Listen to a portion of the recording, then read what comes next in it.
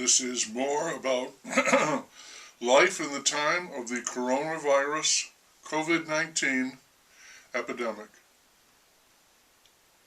The heads of a couple of giant pharmaceutical companies issued a statement telling people not to get over-anxious about a vaccine. This is going to take some time, they said. We're going to be thorough in all of the studies before we start producing hundreds of millions of units of vaccine.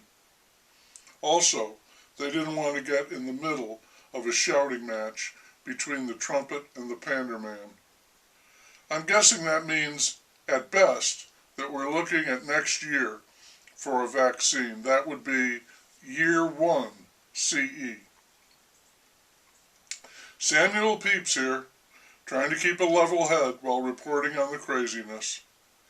It ain't easy because craziness, like the virus, is very contagious.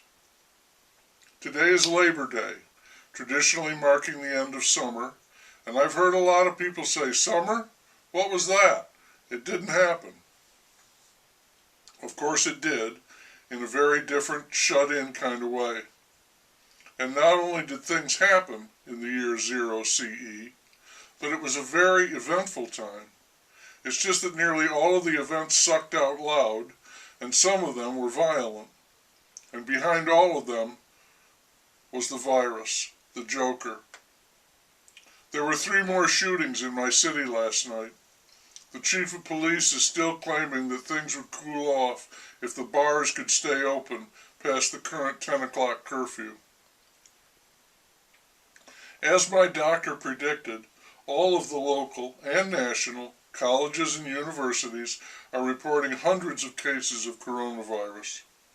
The universities are penalizing some students for violating their restrictions, i.e. partying. I heard one school toss some students out for the year and refuse to refund their tuition money. I would expect lawsuits over that. Meanwhile, the field mouse is gleefully busting out his red crayon to color in all the counties with elevated numbers because of all the college students testing positive. It's corona crazy. It seems as if, during this epidemic, that things are getting more politically correct than ever before.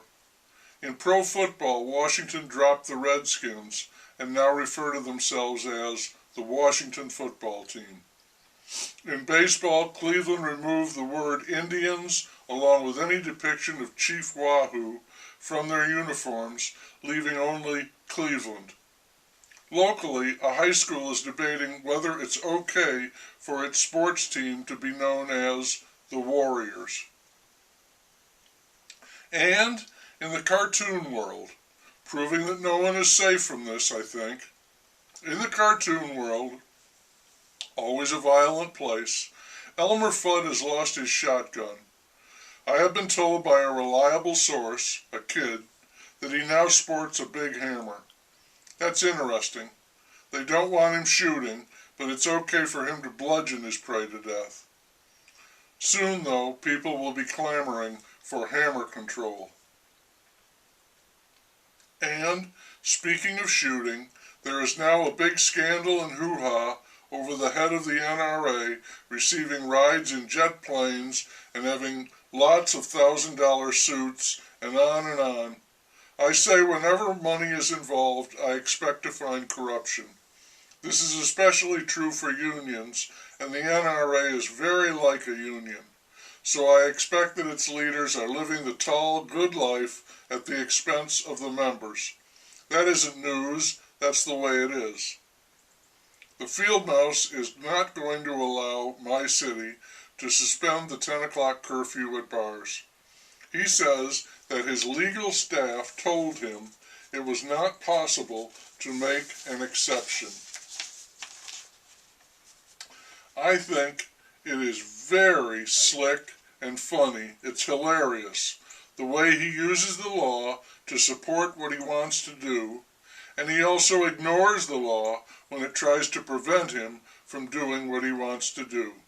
Can you see the constant in this? The field mouse presents himself as the mild, innocuous field mouse, but he is at heart a schemer and one who has vast experience in political work, enough so that he knows to a fine point what he can get away with. In other words, the field mouse is a closet tiger. Be wary of messing with him. You go in laughing and you come out ripped to shreds.